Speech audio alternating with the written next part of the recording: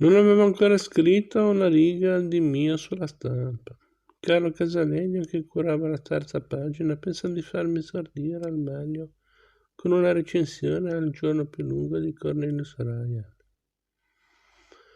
Del resto ero o non ero, in virtù della mia tesi di laurea, un giovane storico mancato. Mi applicai con scrupoloso fervore alla recensione. La scrissi, la riscrissi. La scrissi una terza volta, la consegnai. Passò una settimana di silenzio ed angoscia. L'ottavo giorno fui convocato dal GDB. Tenevo il mio articolo con il pollice e l'indice. L'articolo penzolava e oscillava come un condannato alla forca. Il direttore disse: questa non è una recensione, è una cronaca dello sbarco in Normandia. Uno sbarco vecchio di 17 anni, uno sbarco al quale lei non ha di certo partecipato.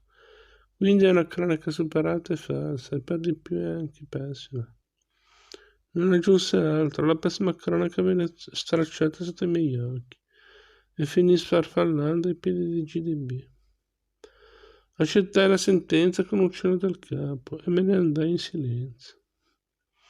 Se avessi tentato di parlare, il pianto che avevo in gola me l'avrebbe impedito. Casalegno, altro maestro paziente, mi spiegò poi dove avevo sbagliato. Cercai di far tesoro anche di questi consigli e pubblicai il mio primo articolo. Continuai a scrivere. Ogni pezzo era un esame, una prova, un giudizio di Dio. Mi sentivo ai primi gradini di una scala lunghissima. E mi davo coraggio pensando che avrebbe potuto condurmi in alto. In alto dove? I modelli non mancavano, le grandi firme della stampa erano tante. Però mi parevano distanti anni luce, inimitabili, irraggiungibili.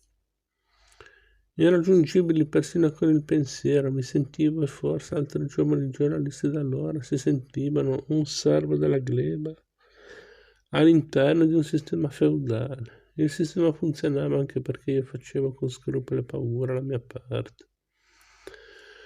Ma i signori del feudo li consideravo stelle lontane, in più non li avevo mai visti. Erano un nome da scrivere in stampatello in fondo al pezzo passato per la tipografia. Oppure una voce al telefono, allora mi rammaricavo.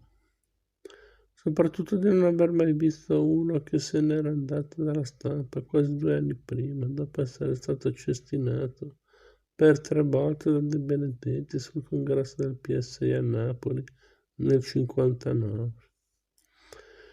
Enzo Forcell. Lo avevo letto molto sin da ragazzo e l'ammiravo. Oscuramente sentivo in lui una lucidità amara, un pessimismo affilato come una spada, che un giorno, tanti anni dopo, l'avrebbe spinto a dire di sé, di noi, del nostro mestiere, parole che bruciano come tizzoni.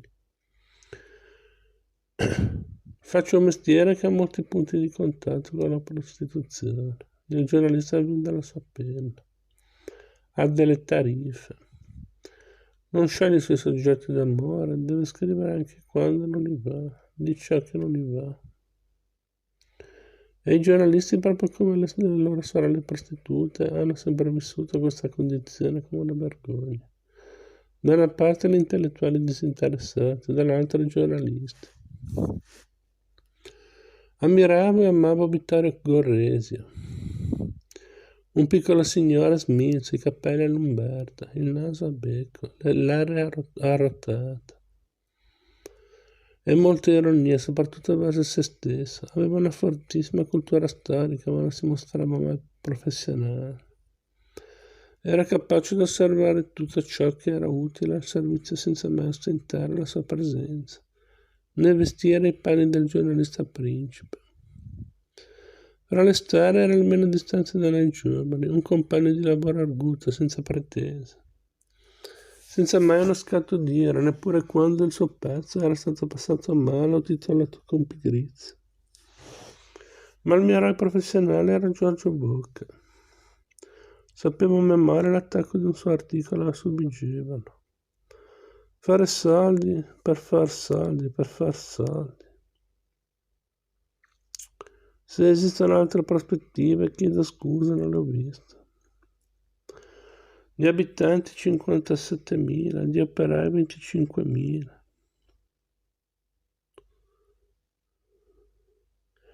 Di milionari a battaglioni affiancati, di librerie. Neanche una, Bocca non l'avevo mai vista, ma lo sentivo vicino come un fratello maggiore.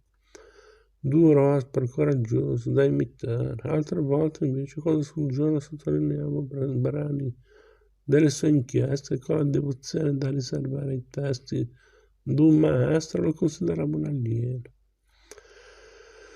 Sì, un eroe venuto da altri mondi a dimostrare che ci poteva essere un giornalismo diverso da quello divagatorio, reticente, mellifluo, senza pelle, noioso, che grondava dai quotidiani d'allora.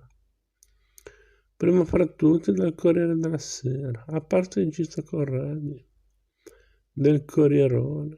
Non mi piaceva nessuno, nell'autunno del 63, quando li vidi in azione sul deserto lunare del Vajont. Dopo la catastrofe, i corrieristi mi sembrarono una squadra potente, una tronfia, spocchiosa, ubriaca del loro primato in copie vendute. E rimasi secco nel sentire l'inviato, principe di via Solferino, Alberto Caballari, annunciare così il programma di lavoro della giornata. E oggi andiamo a rompere i coglioni ai comunisti di Langarone. Cronaca di ghiaccio. A noi giovani redattori della stampa era invece inibita ogni minima alzata di testa che puzzasse in qualche modo di politica.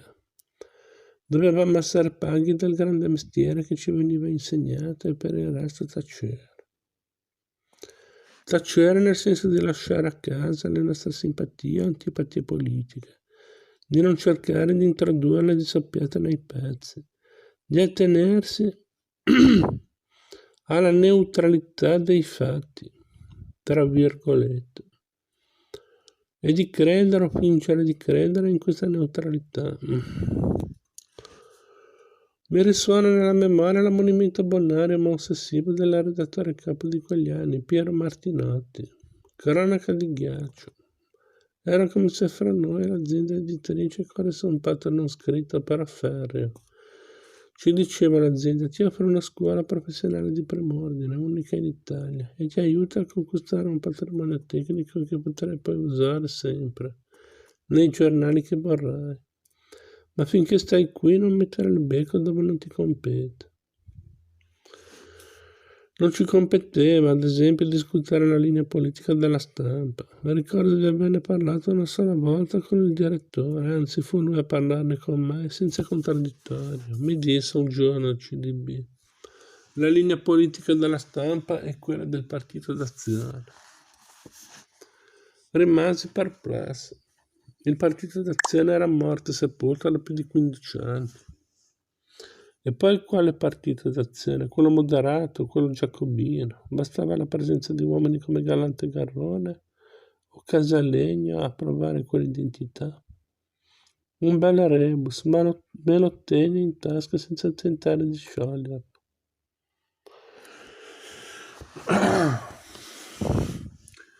Giampaolo Pansa, carta e falso, un bel mattone. Ci sono dei passaggi veramente al fulmicotone.